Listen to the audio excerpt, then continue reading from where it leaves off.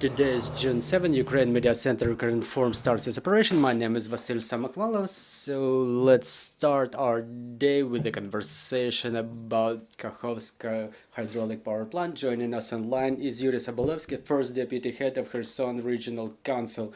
Mr. Yuriy, good afternoon. Good afternoon. Mr. Yuriy, the situation in Kherson and the region is like what? The latest information that we know that in fact there are waterways destroyed. Can you please speak up? I'm hearing you not quite clear. Let me try to speak up a little bit. So the situation in the city and the region, for what we know that the waterways are destroyed in the city, there is a problem with potable water, so what else should we expect? Unfortunately, the situation remains difficult, the humanitarian part of it. You are absolutely right, the consequences of this terroristic act will persist in our region for a long time. They will continue creating a lot of problems for our people. Now the evacuation is underway. Less people are addressing for help. However, such people still exist.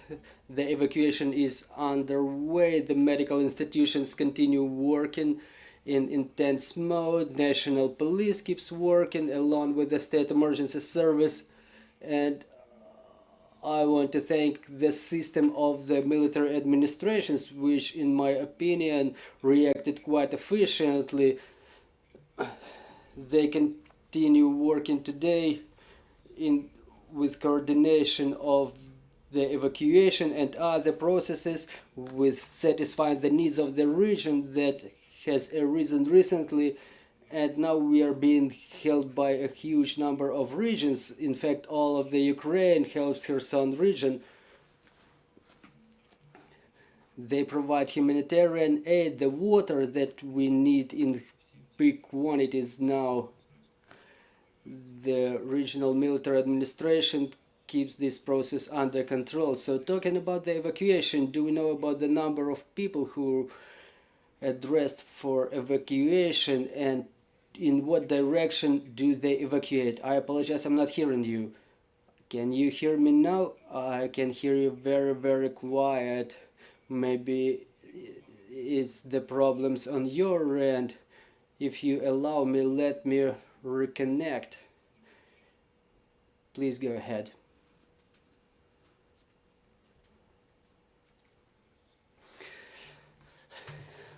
Our speaker is trying to reconnect.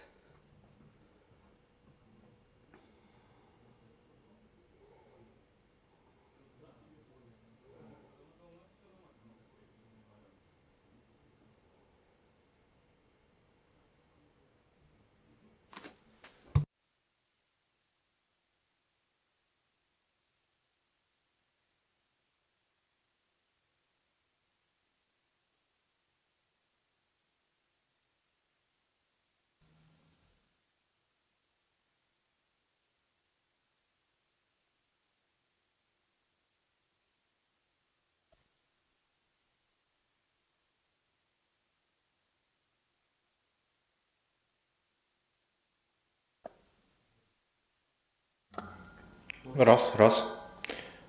1 2 1 2, we're checking the sound. I can hear you clear. So let's continue. Mr. Yuriy, talking about evacuation, do we know the figures? How many people are addressing you for evacuation? How many you were able to evacuate and in what direction? Well, as of this morning, we had about 1,400 people who requested evacuation from the right bank of Kherson region, and they were provided an opportunity to evacuate to safer regions. The vast majority of them were using the buses or private vehicles. There is also an evacuation train which was used by a relatively small number of people. As of now, there is not such a big number of people addressing us for evacuation.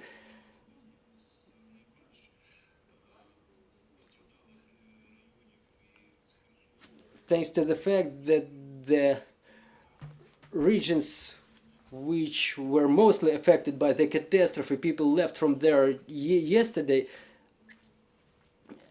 but now the number of people who need to evacuate due to the damage of their homes is increasing.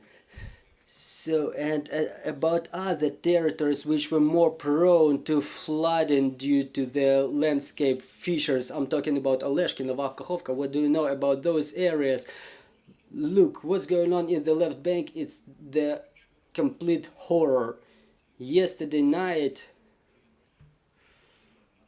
we were processing all the applications from the people who were able to get in touch because the mobile communication was shut down there. A lot of people ended up in a situation when they were just not able to leave. They were sitting on the roofs of the flooded buildings. The occupational government failed the evacuation completely. First of all, they were not even going, in my personal opinion, to take care of it at all, in fact, because any movements, they just started undertaking the first steps like yesterday at around 12 o'clock. So they started looking for some buses, sending them to those villages and towns. No one canceled the curfew. Russian military were not involved in evacuation procedures to help our people, and right on contrary, they were creating obstacles even for the volunteers who were left in those territories. People were trying to help their neighbors, but Russian military just impeded them in all the phases. According to the information that we have, obviously we cannot verify it to 100% extent, but there were even cases of extortion of money by Russian military to allow people to gather people, to pick people from the roofs of their homes with the boat. So the situation is very difficult there. The only solution for the time being is involvement of international organizations so that they exercise pressure on Russian Federation to allow international organizations working there so they could help those people who ended up in the left bank. As to the access to the medical services, nobody even thinks about it for those people. The occupational government did not undertake any steps in that direction. Now they say they will take some steps to help people who were affected by this terroristic act. Most likely they will be offered evacuation to Russian Federation, and I'm convinced that the occupational government will use that tragedy to move people to Russia. Well, let's proceed to the questions from the floor. Irina Machar, Ukrinform. I had a question and you started answering it already. I apologize, I can't hear you at all. Well, can you hear me now? Well, now it's better. Can you hear me? I will be crying out loud. So the question, you already have started answering it. As a government of the region, do you try to contact president and the government with this issue? I mean, to get the international organizations involved, because no matter the left bank is under occupation, there are still our people to. So do you address the central government to exercise pressure on the occupiers to organize the evacuation, to bring it under our control so that we can transport them to the right bank? I understand your question.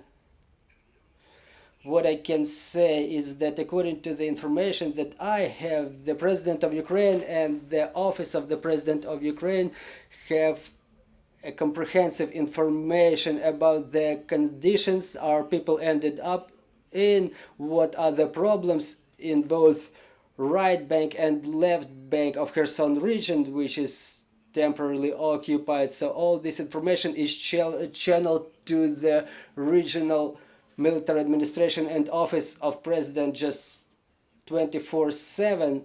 This is a very important issue for our government, and everything that is necessary to get involved the international organizations in this process. I think all the steps are being taken, and I'll be honest with you, all the opportunities that we have, communication with the international organizations, representatives on a personal level, and communication with the foreign mass media and ambassadors of different countries of European Union. We use all those channels of information. We try to communicate this information 24/7. We try to draw the maximum attention to this tragedy. I mean, the attention of the international community. Okay, so can you name the international organizations which you have addressed already? Look, we're not talking about letters here, like preparation of a letter and sending it, so then this letter will be processed and it will create some reaction. Well, it takes a lot of time. Fortunately, the level of our relations allows for the direct dialogue with a lot of international organizations, with the heads of those organizations who used to help Kherson region before, right after the occupation of the right bank. And we put a lot of emphasis on it because time matters a lot in this situation. Unfortunately, there is no time for bureaucracy now. Well, alright, so if we cannot name the specific organizations, I'm having another question about the evacuation from the left bank. In the mass media, there was information that the Russian saboteurs tried to penetrate that area dressed in civil clothing. Can you debunk or confirm this information? Well, regarding the Russian saboteurs and their attempts to penetrate the territory, I don't have any information of this kind, but anyway, I think they're not gonna make it because the armed forces of Ukraine keep the riverbed of Dnipro under fire control, and all such attempts will be just prevented by the armed forces. And in the same way, I trust the work of the security service of Ukraine and our counterintelligence. So in case the enemy saboteurs will try to penetrate the area of the region, they will impede it. As to the international organizations, I'll be honest, or I was honest with you from the very beginning. That's the communication on the personal level and not by the way of official letters and messages, because if those letters are being sent, they are being sent in a public way, and we are ready to address any organizations who are ready to help us anyway. But for what I know, this issue is being solved on the level of the central government. Well, another question, not about the people, but the ecosystem. Yesterday we were hearing from the Prosecutor General's office that at least 3 national parks were flooded. Do you have any information about what's going on over there? It's Kam'yana-Sych, Biloberezhye, Svetoslava, and Nizhnodniprovsky. Do you have any information about what's going on over there for the time being? How can we document the damage which is inflicted in those national parks? Thank you. Well, I'll start from the end of your question. I don't know if we will be able to recover it, but the life takes over always. So it will take time and certain activities in coordination with our ecologists. I think we will be able to recover it, but the damage from this terroristic act is colossal. We understand that the consequences of this tragedy, we will be able to calculate them very approximately, because now we don't have complete understanding about the scale of this catastrophe and possible aftermath. You know, there is no access to vast territory because it's temporarily occupied. The ecological damage is also related to the fact that the ecosystem is about to change dramatically now, because the level of water in Kakhovskaya water reservoir will decrease drastically, and in short and medium term perspective the canals will be out of operation, because the movement of this water, it used to influence the whole ecosystem of Kherson region and the south of Ukraine in whole, so the damage will be colossal. Again, thank you very much. For what we understand, there are no more questions on the floor. No, we still have some. Can you please tell us, those people who were evacuating, we see they're not so numerous, I mean those evacuating the Kherson region, a lot of them stay in the city of Kherson, in its safe areas, or more or less safe areas, or they live to other parts of Kherson region where the flooding will not reach. Do you have any information about the number of people who left out of the region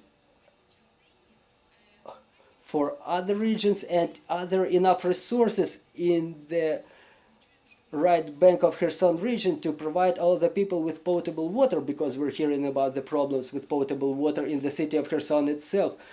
Well, unfortunately, I cannot give you the exact number of people who left, but for what I know, they were living for other regions. As to the potable water, I think that we will be able to cover that need. The military administration is taking care of this problem. Now we communicate with the donors and coordinate it with other regions, our friendly regions, which continue to help us. I think that this problem will be solved one way or another, because that's the need of our people. What will be the situation with potable water in the region in future? Well, we'll see it. We'll see to what extent is it a global problem. Time will show. We will see what will be the consequences of this catastrophe and how they will be evolving. Now the level of water in Kakhovka water reservoir changed dramatically, and the level of groundwater falls as well. All the wells above the dam and under the dam, they may be unfit for use, or maybe fit but only to a limited extent, but the scale, the detail, we will be able to evaluate the details only later. Thank you very much. Do you know whether the peak of flooding is already over and when the water level is supposed to go down? Also, can you please pronounce it for the whole of Ukraine? What is the biggest need in the Kherson region? You receive humanitarian aid, so can you please pronounce what do you really need? What is missing? Thank you for this question. For the time being, the level of water is going down, and it's a part of the positive forecast, because according to the negative forecast, it could stay on the same level for a couple of days. And about the needs, there is a need for potable water. It really exists. All the needs are being now documented by the regional military administration, and there are areas of responsibility distributed among the communities in coordination with other regions, other military administrations, which help. So there will be a lot of humanitarian aid incoming, including the state emergency service vehicles, which are coming from other regions today to mitigate the consequences of this tragedy. So this is what's happening right now. Part of these vehicles are already in our region and they start operating. There are also specialists, demining specialists and state emergency service specialists coming from all over Ukraine. The mine threat is growing because a number of mines may be left by the water in any spots. We understand it quite clearly and we work on it. Regarding the needs, I want to reiterate it. Everybody who wants to help Kherson region, and the denizens of Kherson, it's best to get in touch with the regional military administration because they have the most recent information about the real needs of our communities. They have the most comprehensive details. Thank you very much. It's clear, so maybe I'm having the last question. Do you have any model in what territories or what villages and towns will be underwater forever or for a long period? I apologize. Can you please repeat your question? We're having minor technical problems. So what territories or towns and villages will remain underwater forever because the riverbed of Dnipro in Kherson region will change? Well, we hope that we will be observing the positive scenario, and under conditions like this we will not have. Yeah, we're really having some technical problems here. Okay, you're back. We can hear and see you. Yes, I apologize. Today internet is horrible.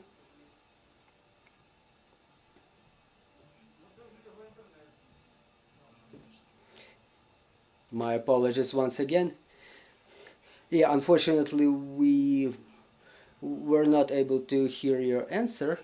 So I hope that we will not have such towns or villages, and according to the positive scenario the level of water will go down and we will have no single town or village which will be completely flooded. Clear. Thank you very much. Joining us online was Yuriy Sobolevskyi, first deputy head of Kherson Regional Council. And just in a couple of minutes, joining us online will be Alexander Krasnolutsky, first Deputy Minister of Environmental Protection and Natural Resources of Ukraine, who will tell us about the environmental consequences of the tragedy in Kakhovka hydraulic power plant. Thank you. See you shortly.